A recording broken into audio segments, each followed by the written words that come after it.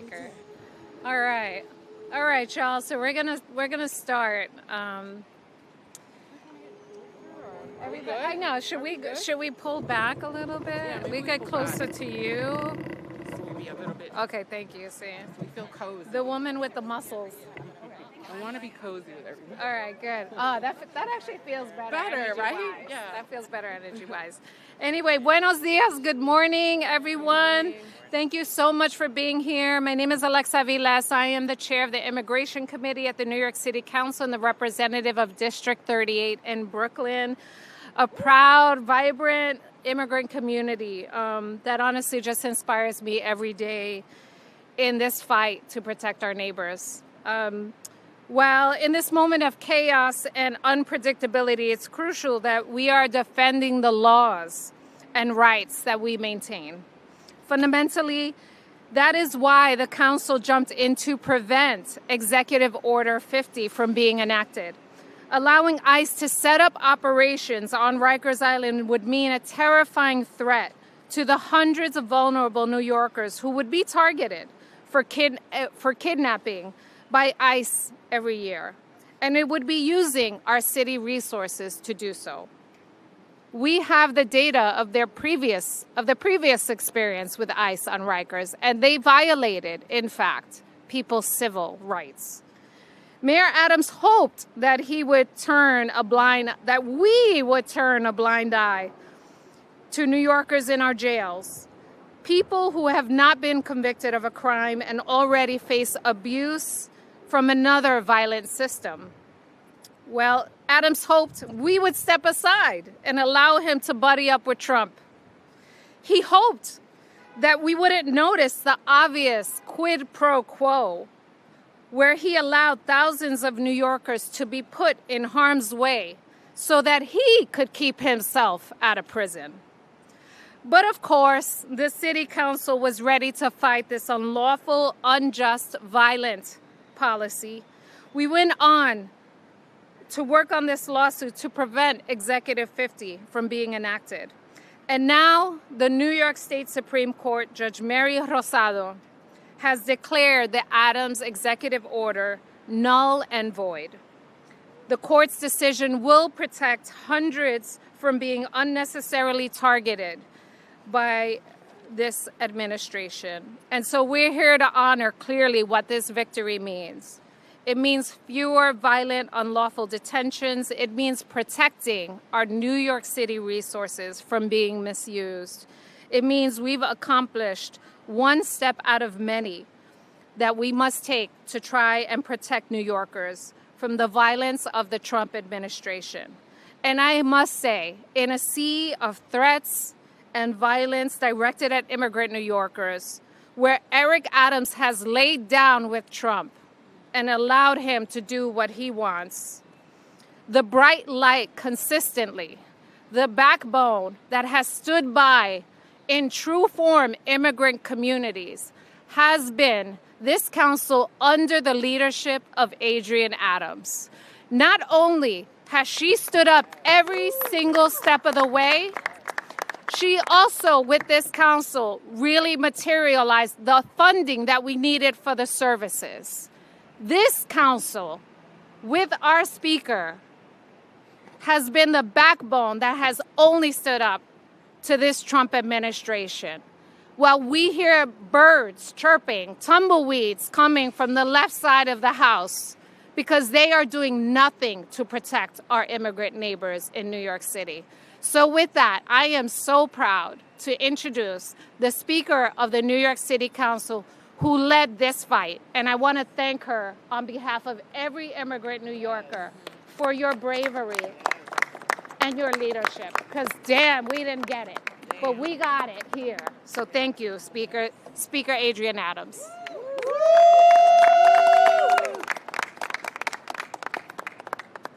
Wow. Thank you, Madam Chair. Good morning, everyone. I am New York City Council Speaker Adrienne Adams, and I do have the distinct honor, and I'm so very, very proud to continue to lead our historically diverse women-majority city council that does this work. And of course, I want to acknowledge my colleagues who are here this morning, including, of course, Madam Chair, Councilmember Alexa Aviles, Chair of the Immigration Committee. Yes. Councilmember Sandy Nurse, Chair of the Criminal Justice Committee. And Councilmembers Rita Joseph, Councilmember Crystal Hudson, and Councilmember Gail Brewer is here with us this morning as well. We are also joined by our partners from the advocacy and legal services community who are on the front lines of this work, including Immigrant Defense Project, the Anti-Violence Project, Bronx Defenders, Cadal Center, Freedom Agenda, and Latino Justice. Thank you all for being here and for your work to keep New Yorkers safe.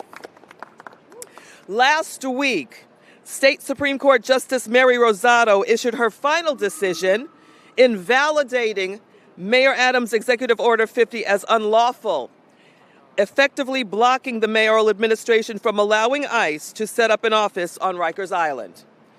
This was the fourth ruling by the courts against Mayor Adams' attempt to compromise the sovereignty of our city in service of Donald Trump's extreme political agenda. In her decision, Justice Rosado made clear that Executive Order 50 was null and void because it was impermissibly tainted with the appearance of Mayor Adams' conflict of interest. The court recognized all along that the mayor and Randy Mastro's attempt to do Trump's bidding and, by extension, betray their obligation to New Yorkers was unlawful. From the very start, this council has stood firm to protect the rights and safety of all New Yorkers from being violated by the overreach of the federal government. We have seen how this Trump administration has disappeared New Yorkers, separated parents from their children, and made routine court check-ins a nightmare for those simply trying to comply with the law. Using our own tax dollars, Donald Trump has invaded other cities and threatened ours with the same. He has sought to deploy the National Guard to intimidate our communities and silence the critics of his administration. None of this makes our city any safer. In fact, when residents of our city or any locality are afraid of cooperating with local law enforcement to report crime and seek help, or visit hospitals and clinics when they're sick, communities are indeed less safe and less healthy. So let's be clear. The Trump administration's actions show disregard for the safety of our residents and communities. Our safety, if our safety were indeed a priority, this president would not have cut funding for public health, public safety, victim services, and programs that feed our families. Your city council and our partners on the ground within communities are actually working to create a safer city for all of us. In addition to standing up to Mayor Adams in court, the council has taken proactive steps to strengthen our immigrant legal services frontline workers who support our diverse communities. In the city's fiscal year 2026 budget, we're proud to have secured over $80 million for immigration legal services, including almost $25 million for the New York Family Unity Project and a $16.5 million to help unaccompanied minors and families. This major increase in funding support for legal services was one of the council's top priorities during this year's budget negotiations. As we continue our collective efforts to protect New Yorkers from Trump's extreme political agenda, to separate families and target communities that undermine our city, we must remain vigilant and stand united. New Yorkers deserve to have their civil rights protected, their families intact, and their communities safe. And we will be steadfast in prioritizing the people of our city, even when our mayor won't. Thank you all for being here this morning, and let us all continue our work together to protect our city. Thank you. Thank you, Speaker Adams. Our chair, Alexa Aviles, has to go chair an immigration committee hearing, so I'm taking over quickly. Next up, we're going to hear from Rosa Cohen-Cruz from Bronx Defenders. Oh, sorry. There you go. Good morning, everyone. My name is Rosa Cohen-Cruz. I am the Director of Immigration Policy for the Bronx Defenders, and we are proud members of the ICE Out New York City Coalition, which fights to end collusion between New York City agencies and ICE and fights to strengthen the city's sanctuary laws. Today, I want to take a minute and celebrate. This is an important win, preventing ICE from reestablishing an office on Rikers Island. And I deeply want to thank the Speaker and this City Council for standing up to the mayor's attempts at corruption and standing with and for immigrant New Yorkers. This case sent an important message to our clients at the Bronx Defenders and to everybody that is navigating the criminal legal system and is not a citizen. Without protections like these, we have a two-tiered system of justice for immigrants and citizens in this city. Sanctuary laws are about trying to level the playing field and make sure that everybody has equal access to fundamental core constitutional rights.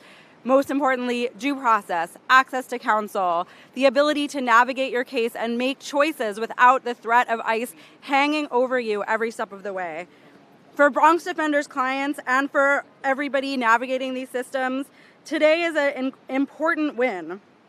The Bronx Defenders and the ICE Out coalitions has seen and testified time and again about the ways that these court systems and these agencies colluding together fundamentally alters experiences of immigrants navigating the system. So again, we thank City Council for standing up for due process for all.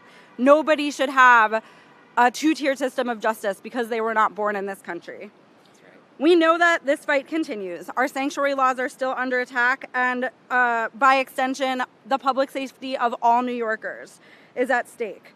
One of our primary goals at Bronx Defenders is to continue to support City Council, the Speaker, and stand for these sanctuary laws, because we know that at the end of the day, all New Yorkers benefit when we have clear separation between our city agencies and ICE, that all New Yorkers deserve to be able to trust in the integrity of institutions without fearing that ICE is going to come and disappear them, and that all New Yorkers, regardless of where you were born and regardless of how long you've been in this country, will benefit by a stronger separation between ICE and New York City agencies. So let's take this moment, let's take a deep breath, let's collectively celebrate this win. The fight continues, but today we get to stand here in victory and know that ICE cannot reestablish their office on Rikers Island. Thank you.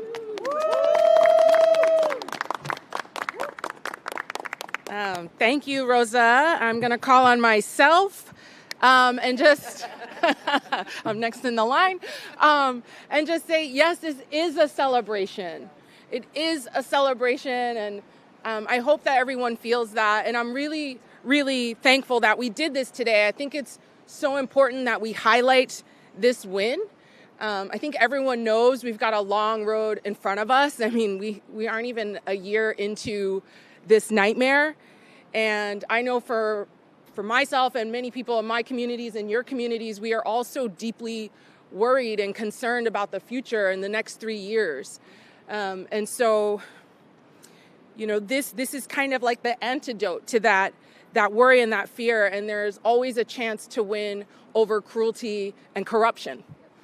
And I think it's important that New Yorkers, it's so important that we understand that ICE is not here to keep us safe.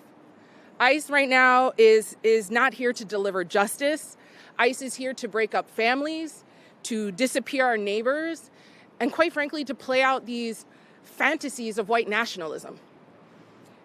ICE is a growing military force, and it is being deployed across the country to test the limits of how much we will allow ourselves to be subjugated. And of all the corrupt things that we've seen Eric Adams do, the fact that the mayor readily sacrificed 4 million immigrant New Yorkers was the lowest point I think I've ever seen. On top of this shameful betrayal, 45 people in our city jails have died under his watch. 5 in just the last few weeks. Under his watch, the city lost control of the jails, and the mayor was ready to throw lighter fluid on a burning house. Every person at Rikers right now represents every failure of our system to adequately invest in and support the people in need. And that should have been and should still be the mayor's priority. But he just has not cared. He has not shown us that he is willing to prioritize the humanitarian crisis already happening right now at Rikers. The court's decision is a message that New York City will not participate in our people being dehumanized. We will not stand by while City Hall sells out our values and our people, and we will not allow ICE to set foot on Rikers. This city belongs to the people who built it, the people who live here, who raise their families here, not to ICE, not to fear, not to subjugation, and certainly not to any king. So thank you to our speaker. I think our chair, Avila, said it so eloquently. Thank you to our speaker for standing up for New Yorkers, for standing up for our vulnerable, for standing up for the laws that we pass.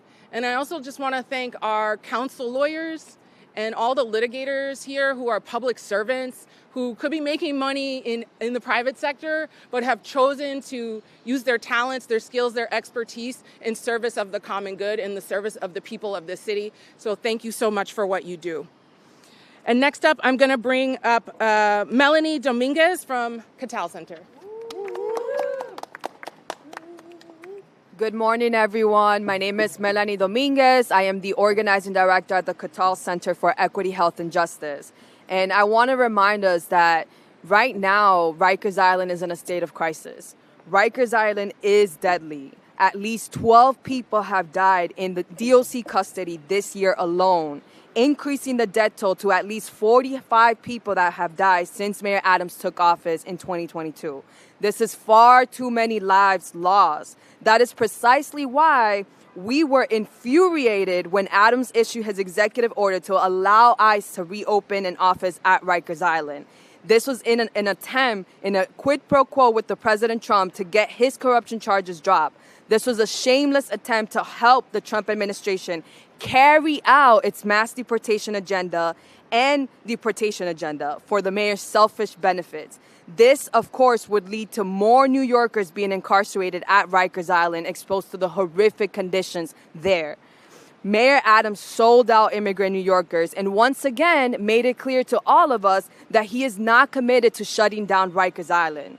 Today, we are so grateful for Justice Mary V. Rosado's court ruling that blocked the mayor's executive order. And even more, we are so grateful for Speaker Adrian Adams and the New York City Council, who held the line and fought so hard to protect all New Yorkers. This includes immigrant New Yorkers, and this includes New Yorkers who are currently incarcerated at Rikers Island.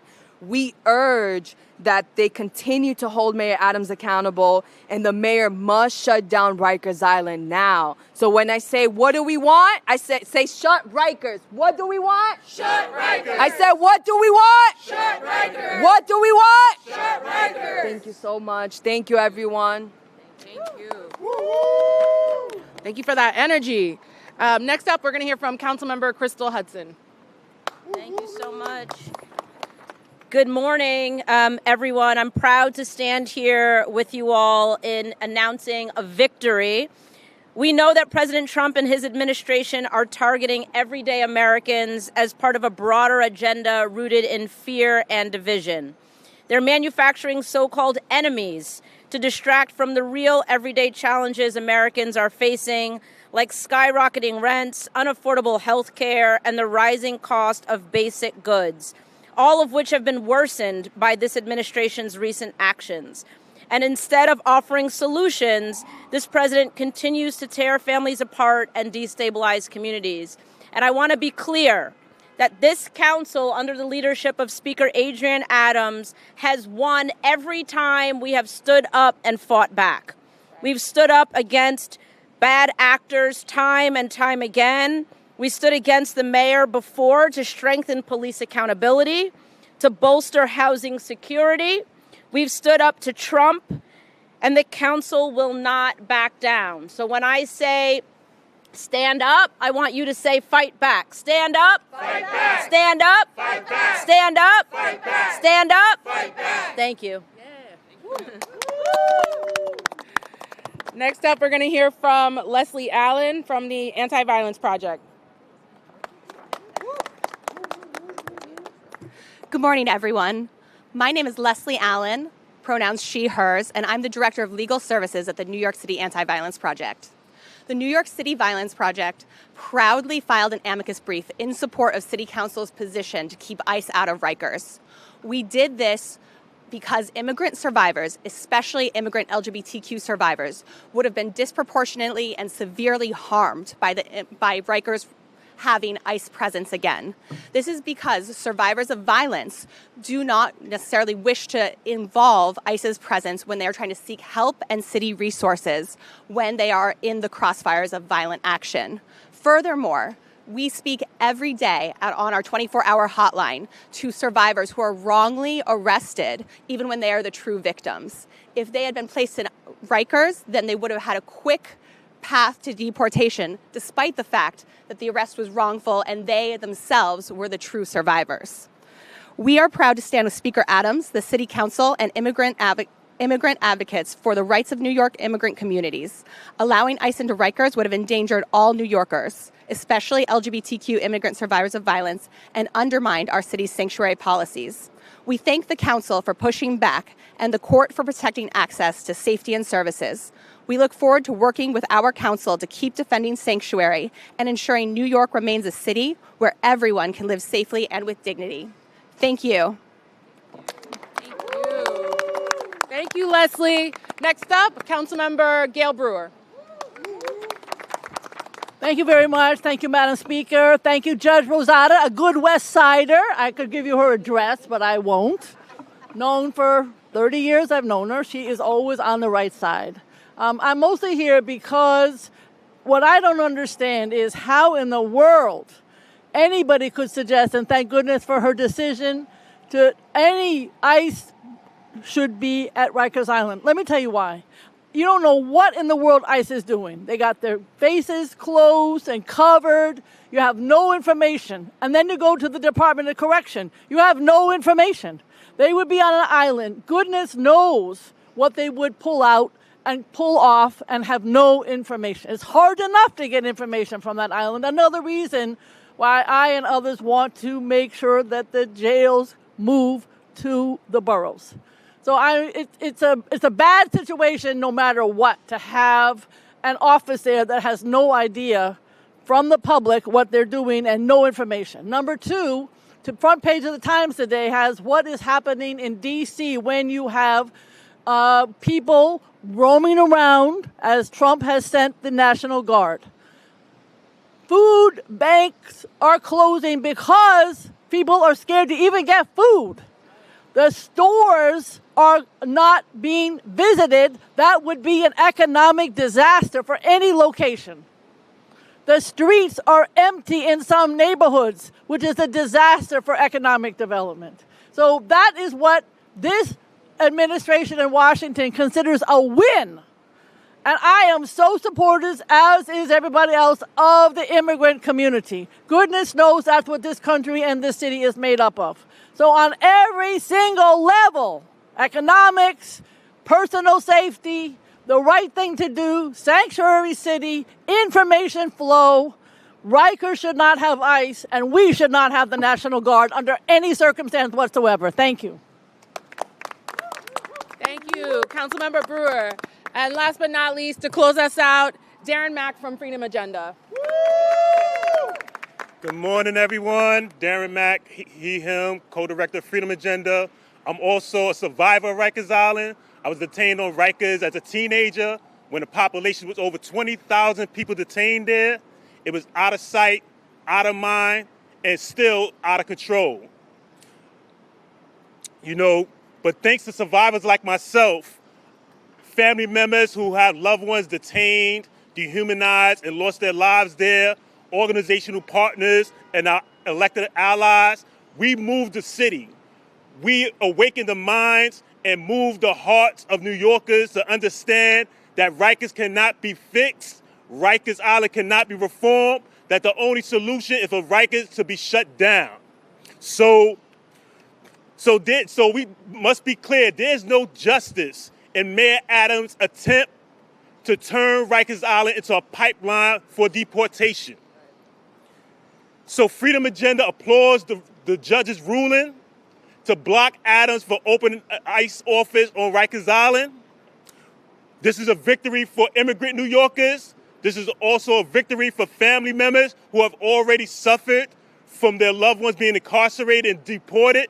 And this is a victory for everyone, for New York in general, and everyone fighting for the closure of Rikers Island once and for all. So thank you, Speaker Adams. Thank you, council members, for fighting the good fight. And thank you, New York. All right, y'all. Thank you so much for coming. I know it was early. I know the energy felt like it was hard, but we do appreciate you. We appreciate how much you fight, how much you advocate, how much you stand up for New Yorkers. So thank you for coming. Thank you all for being